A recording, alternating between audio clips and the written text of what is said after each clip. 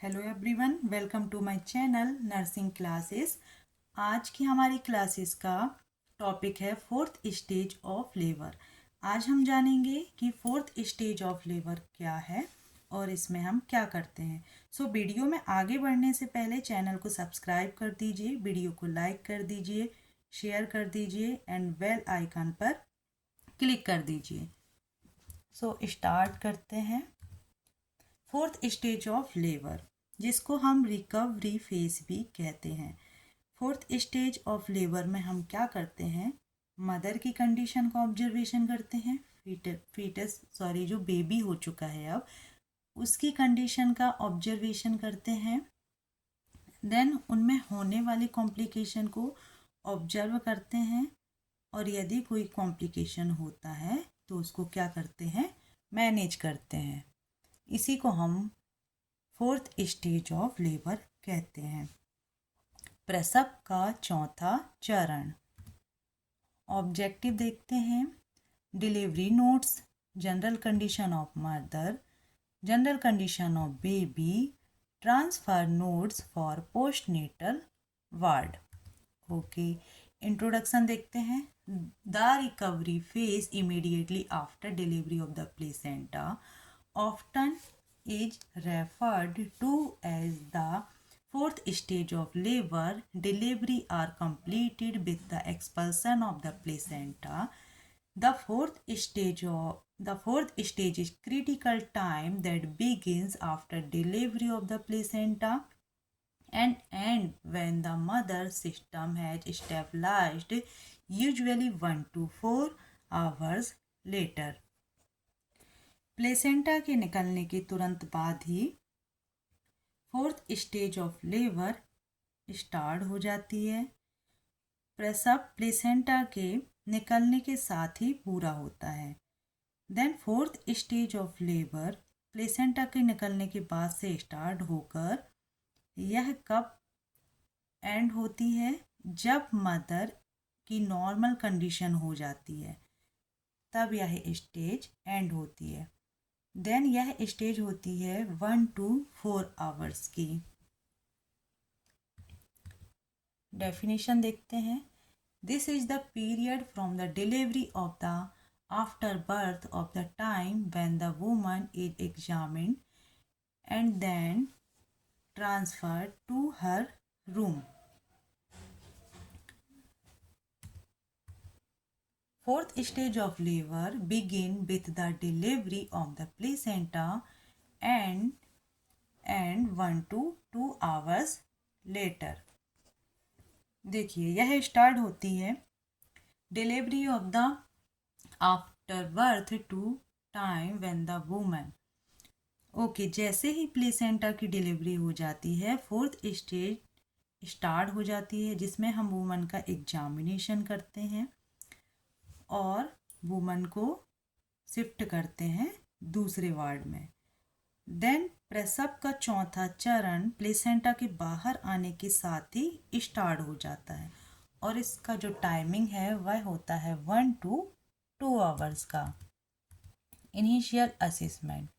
Okay, जैसे ही fourth stage हमारी start होती है, हम वुमन का असेसमेंट करते हैं। सबसे पहले वाइटल साइन चेक करेंगे। वाइटल साइन में blood pressure, pulse, temperature check every 15 minute. Okay, every 15 minute में हमको क्या करना है? वाइटल साइन चेक करना है। पेन चेक करना है कि पेन कहाँ पर हो रहा है और कितनी देर तक हो रहा है। Location and firmness of the fundus. Okay, fundus देखना है कि अपनी सही पोजीशन पे है कि नहीं। देन इंश्योर करना है कि फंडस रिमेन फर्म, जो यूट्रस है वह वेल कॉन्ट्रैक्टेड है या नहीं, और अगर नहीं है तो मसाज करना है फंडस को रिलैक्स करने के लिए। देन फर्स्ट आवर में एवरी 15 मिनट में मसाज करना है। देन सेकेंड आवर में क्या करना है? एवरी 30 मिनट में मसाज करना है। और पेशेंट जब नॉर्मल हो जाती है तो उसको क्या करना है? शिफ्ट करना है। Then amount and colour of lochia. Okay, amount देखना है एंड कलर देखना है लोकिया का। लोकिया क्या है? एक तरह का डिस्चार्ज है जिसमें जैसे ही डिलीवरी होती है वैसे ही जो डिस्चार्ज होता है जिसमें ब्लड, म्यूकस, टिश्यू प्रेजेंट रहते हैं उसको हम कहते हैं लोकिया। सो उसमें क्या करना है? Keep a pad count. कितने पैड यूज कर रही है हमारी क्लाइंट उसकी काउंट करना है। देन नंबर चेक करना है कि लोकिया में कितने पैड सोक्ड हो रहे हैं। Then identify presence of bright red bleeding और ब्लड क्लॉट। ओके, आइडेंटिफाई करना है ब्लीडिंग को कि कहीं ब्राइट रेड ब्लीडिंग तो नहीं है, ब्लीडिंग के साथ ब्लड क्लॉट तो नहीं है। Then observe for constant trickle of bright red lochia. Observe करना है कि कहीं रेड कलर का, ब्राइट मीन्स शाइनिंग वाला blood, trickle means continue continue drop drop करके निकलने वाले ब्लड का क्या करना है? हमको ऑब्जर्वेशन करना है। Then perineum. देखिए, हम सभी को पता है कि डिलीवरी के टाइम पेरिनियम में क्या हो जाता है? टीयर हो जाता है या पेरिनियम में एपिसियोटोमी दी जाती है, तो उसका हमको ऑब्जर्वेशन करना है। और पेरिनियम का ऑब्जर्वेशन हम करते हैं रीडा तरीके से, उसको हम कहते हैं रीडा स्केल।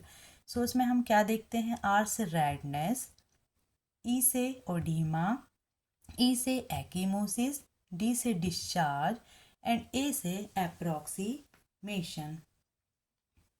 ओके, आर से देख लेंगे कि जहाँ पे एपिसियोटोमी दी है उसमें स्टिचेस तो लग गए हैं लेकिन उसमें कहीं रेडनेस तो नहीं है, ऑडिमा तो नहीं है, स्वेलिंग तो नहीं है, एक्कीमोसिस तो नहीं है। एक्कीमोसिस का मतलब है ब्लू एंड पर्पल कलर के निशान दिखना।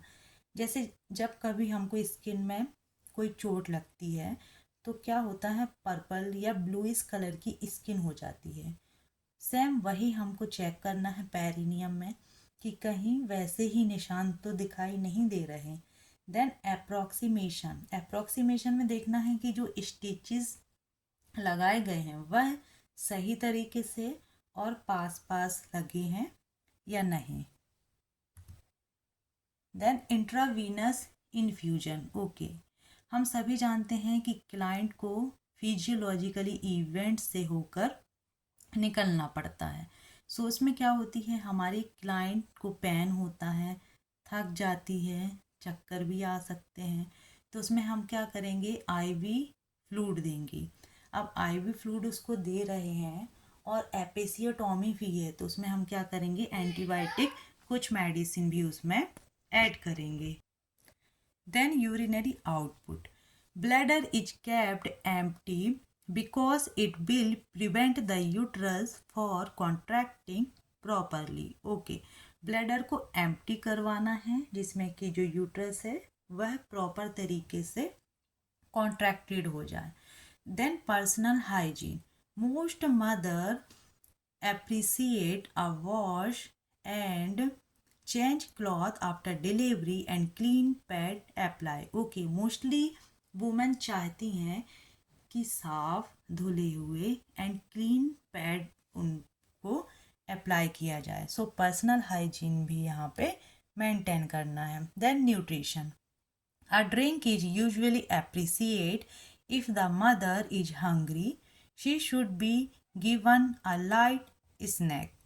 ओके, हम सभी जानते हैं कि हमारी क्लाइंट की डिलीवरी हो चुकी है, वह बहुत ही थकी हुई है, तो उनको हमको क्या करना है?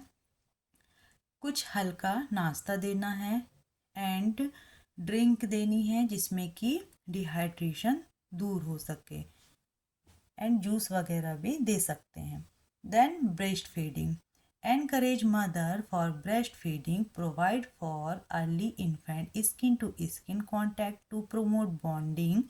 Assist with early breast and exclusive feeding within the first 30 minutes. Okay, देखिए, मदर की डिलीवरी हो गई है। अब जो बेबी है उसको ब्रेस्ट फीडिंग करने के लिए उनको हमको एनकरेज करना है। देन जैसे ही वो ब्रेस्ट फीडिंग करेंगी तो बेबी और मदर का क्या होगा, स्किन टू स्किन कांटेक्ट होगा, उनकी बॉन्डिंग जो है वह अच्छी बनेगी।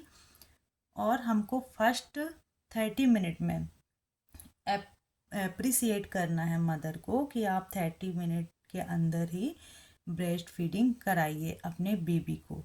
एक्सक्लूसिव फीडिंग, यहाँ पे एक्सक्लूसिव फीडिंग का मतलब है feeding baby only breast milk for the first 6 month. हमको उनको बताना है कि बेबी को सिर्फ और सिर्फ आप अपना ही मिल्क दीजिए। कब तक? 6 मंथ तक। और ब्रेस्ट फीडिंग के फ़ायदे के बारे में भी हमको उनको काउंसलिंग करना है। Then records for mother and baby should be completed during this time. Okay, delivery हो गई है तो उनका सारा रिकॉर्ड मेंटेन करना है।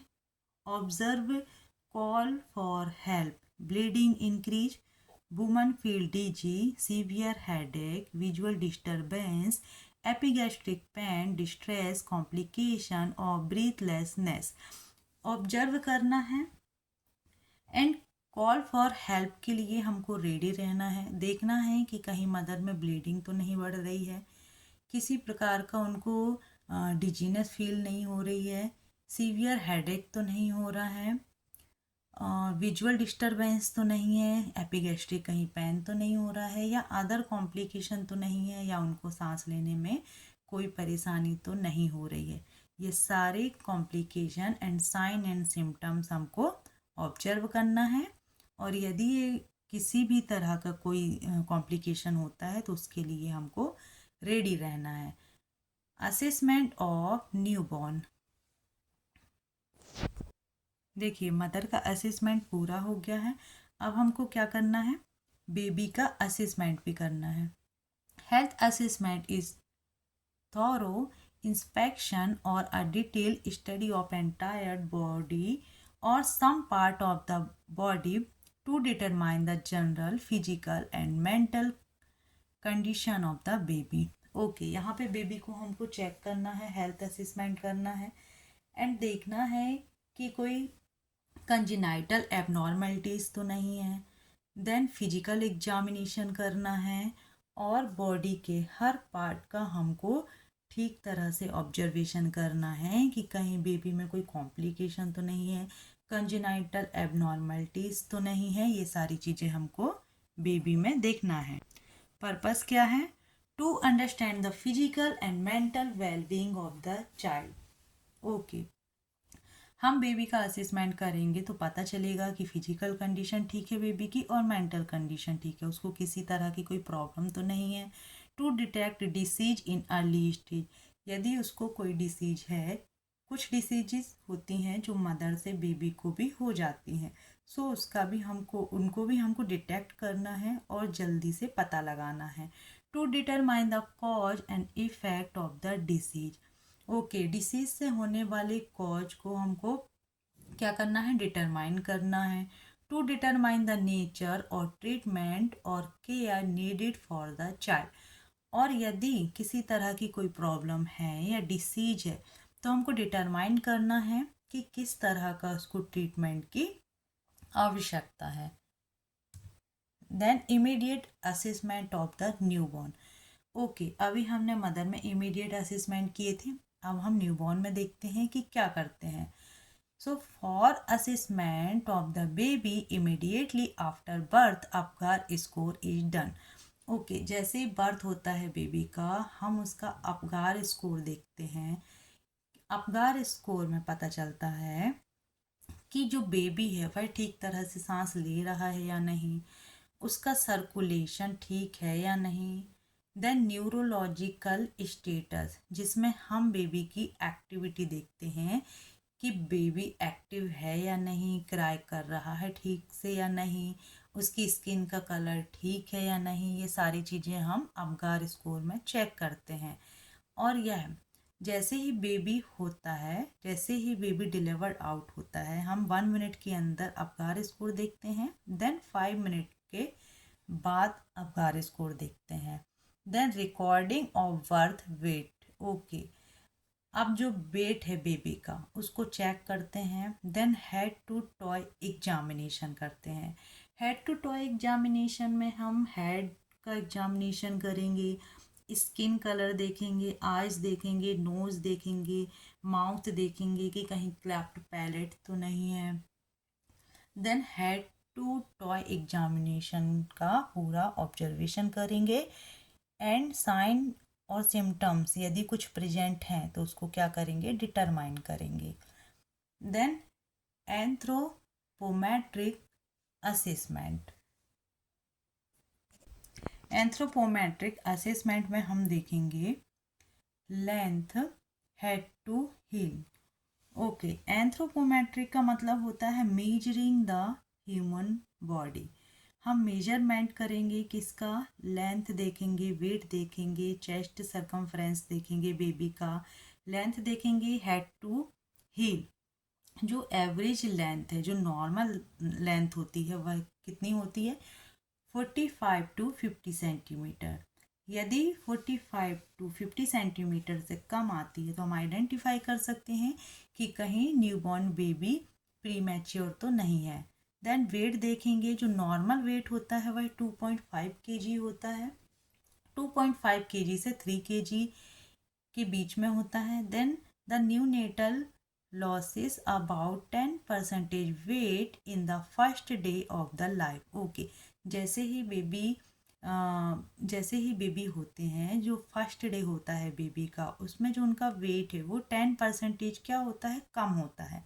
देन उसके बाद क्या होता है, 25 to 30 gram per day. Okay, उसके बाद जो वेट गेन होता है वह कितना होता है, 25 से 30 ग्राम पर डे के अकॉर्डिंग उनका वेट बढ़ता है।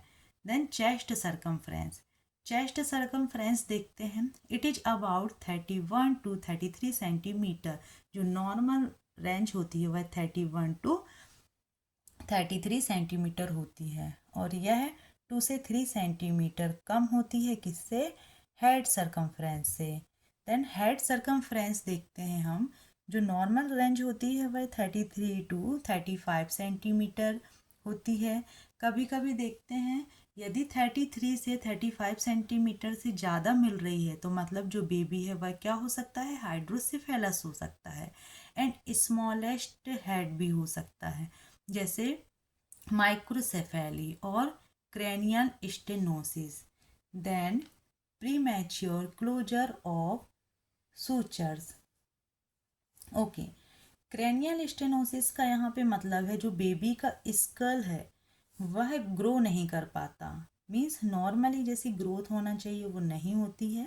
Then premature closure of the cranial sutures, यह एबनॉर्मेलिटीज़ होती हैं जो कंजेनाइटल एबनॉर्मेलिटीज़ में आती हैं। Then carry out neonatal assessment. Okay, neonatal का सारा असेसमेंट करना है, उनको विटामिन के इंजेक्शन देना है जो आफ्टर बर्थ के बाद दिया जाता है। Maintain warm and initiate breast feeding. जो बेबी होते हैं उनको क्या रखते हैं हम, वार्म रखते हैं, थोड़ा सा गर्म रखते हैं, और इनिशिएट ब्रेस्ट फीडिंग जो होती है उसके लिए एनकरेज करते हैं, और ब्रेस्ट फीडिंग के जो फ़ायदे हैं वह क्या करते हैं, अपने क्लाइंट को बताते हैं। देन हमने अपनी क्लाइंट का असेसमेंट कर लिया है सारा, बेबी का असेसमेंट कर लिया है। अब हम देखते हैं nursing management. Transfer the patient from the delivery table, remove the drapes and soiled linen, assist the patient to move from the table to the bed. Okay, अब हमारी पेशेंट जो हमारी क्लाइंट है वह नॉर्मल है, उनका बेबी भी normal है, तो उनको क्या करना है, जो आईवी ड्रिप लगी है उनको रिमूव करके डिलीवरी टेबल से जो गीले कपड़े हैं वह चेंज करवा के उनको क्या करना है, उनके रूम में या पीएनसी वार्ड में उनको शिफ्ट करना है। Provide care of the perineum and ice pack में भी apply to the perineum to reduce swelling from episiotomy. Okay, हमारी क्लाइंट को यदि एपिसियोटॉमी लगी है तो हमको बताना है उनको आइस पैक की उनको क्या करना है, अप्लाई करना है आइस पैक को, और एपिसियोटोमी को क्या करना है, क्लीन रखना है। देन उसको हमको ऑब्जर्व करना है कि उसमें किसी तरह की कोई स्वेलिंग तो नहीं है, और क्लीन पैड अप्लाई करने के लिए उनको बताना है। Then monitor the patient's vital sign and general condition, take BP, pulse, respiration rate every 15 minutes for an hour, then every 30 minutes for an hour, and then every hour as long as the client is stable. Okay हमको monitor करते रहना है अपनी client को, vital sign लेना है उनके every 15 minute में, देन उसके बाद एवरी 30 मिनट में उनके वाइटल साइन को चेक करना है। और इसके अलावा भी यदि कोई कॉम्प्लिकेशन मदर को हो रहा है या बेबी को हो रहा है तो हमको क्या करना है, ऑब्जर्व करना है, उनके साथ वालों को बताना है, हेल्थ एजुकेशन देना है, एंड इनिशियल ब्रेस्ट फीडिंग के लिए उनको सपोर्ट करना है। Thank you. सो आज हमने पढ़ा 4th स्टेज ऑफ लेबर। यदि वीडियो पसंद आया तो प्लीज़ वीडियो को लाइक कर दीजिए एंड सब्सक्राइब कर दीजिए। Thank you.